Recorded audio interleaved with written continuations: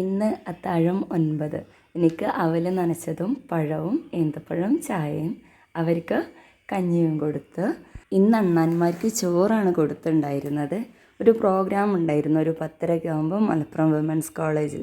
Programme കഴിഞ്ഞ് കുറച്ച് നേരം കുട്ടികളുടെ കൂടെയൊക്കെ ഇങ്ങനെ സംസാരിച്ചിരുന്ന് നല്ല എക്സ്പീരിയൻസ് ആയിരുന്നു കേട്ടോ. നല്ല കോപ്പറേഷൻ ആയിരുന്നു കുട്ടികളുടെ ഭാഗത്തുനിന്ന്.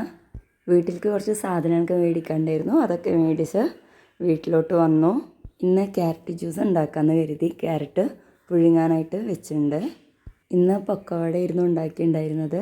ഉപ്പാക്കും ഉമ്മാക്കുള്ളത് ആദ്യം കൊടുത്ത് വിട്ട് അതൊക്കെ കഴിഞ്ഞ് വന്നപ്പോഴേക്കും ബാങ്ക് വിളിച്ച് ആദ്യം ഈന്തപ്പഴം വെച്ച് വെള്ളം കുടിച്ച് നോമ്പ് തുറന്നു.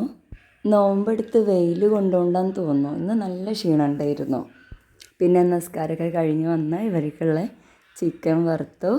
ഇവർക്കിന്ന് കഴിക്കാനായിട്ടുണ്ടായിരുന്നത് റൈസും ചിക്കനും തന്നെയായിരുന്നു. എനിക്ക് കഴിക്കാനായിട്ടുണ്ടായിരുന്നത് ദോശയും സാലഡും തൈരും ആയിരുന്നു ഉണ്ടായിരുന്നത്. ഇപ്പോൾ വീഡിയോ കണ്ട എല്ലാവർക്കും താങ്ക് യു. എന്നെ പ്രാർത്ഥനയിൽ ഉൾപ്പെടുത്താം കേട്ടോ.